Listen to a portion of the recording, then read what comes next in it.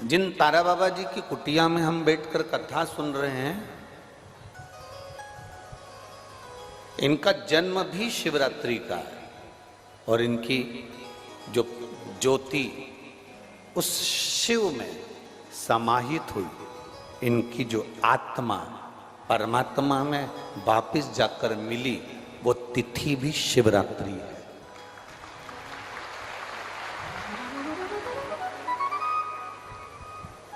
वो तिथि भी शिवरात्रि।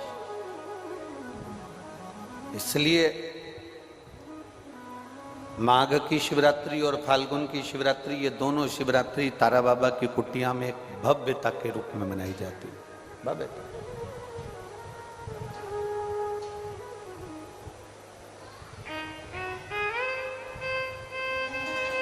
गोविंद जी, दुनिया के लोग कहते हैं कि शिवरात्रि के दिन भगवान शंकर की पार्वती जी के साथ शादी हुई। ये दुनिया के लोग कहते हैं।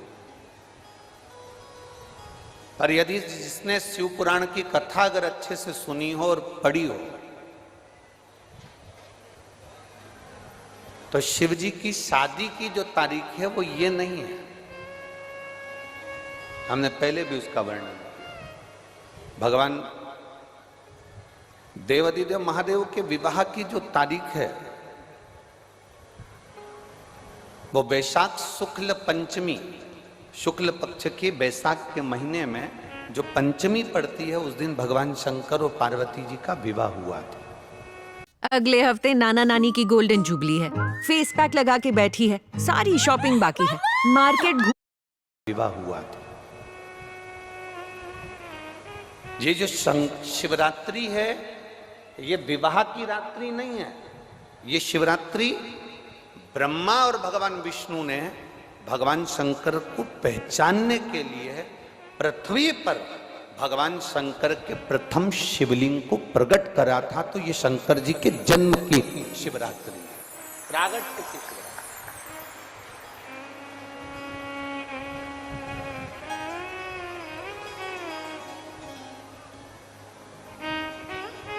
ये शिव जी के प्रागट्य की शिवरात्रि है। जैसे तारा बाबा जी का जो जन्म है वो शिवरात्रि का मानना है। ये शिवरात्रि जो आएगी, माघ की शिवरात्रि, जो मूल शिवरात्रि होती है, जिस दिन शिवरात्रि के दिन भगवान ब्रह्मदेव और भगवान नारायण ने भगवान शंकर को एक पर्वत को घुमाकर उनके लिंग की आकृति, उनका स्वरूप प्रकट किया, उनका स्वरूप प्रकट किया, उनका जन्म। आपसे कोई पूछे कि शंकर जी का जन्म कब हुआ, तो आप बिल्कुल बेझिझक कह सकते हो, शिवरात्रि के दिन, हैप्पी बर्थडे ने टू यू। उसमें तुम्हें सोचना नहीं है। भ्रम फैलाने वाले बहुत भ्रम फैलाते हैं। आपसे कोई पूछे तारा बाबा जी का जन्म कब हुआ, तो आप कह सकते हो शिवरात्रि के दिन हुआ। और आज इस व्यासपीठ से एक बात और कहना चाहेंगे, जिसको अपने जन्म की तारीख ना मालूम हो, जिसको अपने जन्म दिन ना मालूम हो, वो आप नियम बना लो कि आपका जन्मदिन भी शिवरात्रि के दिन ही हुआ है, पक्का।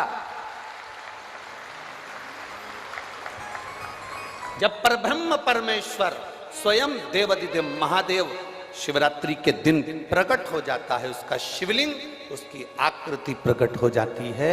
और ब्रह्मा जी ऊपर जाकर मालूम करते हैं, आकाश में बढ़ते जाते हैं, जाते जाते हैं, तो भी उनको शंकर भगवान के शिवलिंग का छोर नहीं मिलता।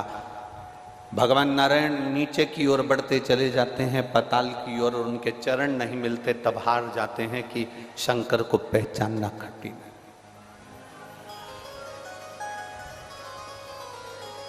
शिव को पहचानना, शिव को जानना कठिन है, बहुत कठिन। जैसे शंकर को पहचानना कठिन है, जैसे शिव को पहचानना कठिन है, उसी तरह कोई संत को, कोई गुरु को, कोई सतगुरु को पहचानना कठिन। अब तारा बाबा जी की कुटिया को आप देखेंगे तो अब तो बड़ी सुंदर है, बड़ी सुंदर। आपने बना भी दिया, रास्ता भी बना दिया, बगीचा भी बना दिया, सुंदर तारकेश्वर महादेव का मंदिर भी बना दिया, गुफा भी बन गई। पर सत्यता में बताओ कि जब तक तारा बाबा जी है तब तक एक छोटी सी झोपड़ी में रहना, अपनी झोपड़ी से बाहर नहीं जाना, अपने भजन में डूबे रहना, अपनी भक्ति को करते रहना। एक धूपाड़ा जला के रख लिया, उस धूपाड़े में अग्नि में सेकते रहना और अपना काम करते रहना। कब निकलते, कब आते, कब जाते, प्रवेश कब करते, कब कहीं बाहर निकलते, किसी को भी नहीं मालूम पड़ता कि निकले कि ना निकले। सतगुरु ऐसा ही है। संत, असली संत की पहचान ये होती है, असली सतगुरु जो होता है, असली सतगुरु।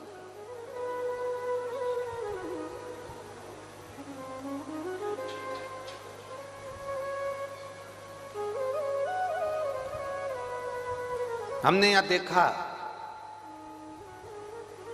तारा बाबा जी की कुटिया के बाहर से दर्शन कराते हैं, उनके समाधि स्थल के कराते हैं, बाहर से दर्शन, बाहर से दर्शन, समाधि स्थल का जो दर्शन कराते हैं बाहर से कराते हैं। कल रात्रि को सावन पंडित जी कह रहे थे, गुरुजी अपन इतनी सारी जगह गए, कई समाधियों पे अपन ने दर्शन करे, वहां तो बिल्कुल अंदर तक सभी को दर्शन कराते हैं, यहाँ बाहर से दर्शन कराते हैं। हमने कहा इसी को समझ कहते हैं। शिव महापुराण में एक वर्णन आता है, पशुपति नाथ का व्रत करो, 16 सोमवार का व्रत करो, सोमवार का व्रत करो, शिवरात्रि का व्रत करो, चतुर्थी का व्रत करो, तीज का व्रत करो, एकादशी का व्रत करो, पूर्णिमा का व्रत करो, आपका मन पड़े वो व्रत करो। व्रत करने की मना नहीं, पर शिव महापुराण कहती है, शंकर भगवान का चरित्र कहता है कि व्रत करने वाले को सबसे बड़ा नियम एक धारण करना चाहिए। सबसे बड़ा व्रत का नियम कौन सा है कि जो व्रत करे, दिन भर भूखा रहे, दिन भर कुछ ना खाए और अपनी कामना के लिए भगवान शंकर की आराधना करते हो, भगवान शिव की उपासना करते हो, और कोई आया तुम्हारे पांव को छुआ, प्रणाम करा, और तुम्हारे पांव को छुआ, प्रणाम करा, और तुमने उसके ऊपर हाथ रख दिया, या तुम्हारे चरण छुए और छूकर उसको तुमने अपने दिल से कुछ दे दिया।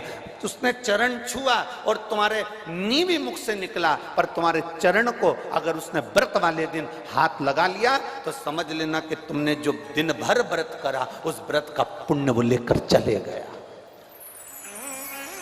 तुम्हारे व्रत का पुण्य वो लेकर चले गया। कई माताएं कहती हैं हमने पशुपति व्रत करा था, हमने ये वाला व्रत करा था, हमारा व्रत तो सफल ही नहीं हुआ, हमारी पड़ोसन ने व्रत करा, उसका व्रत सफल हो गया।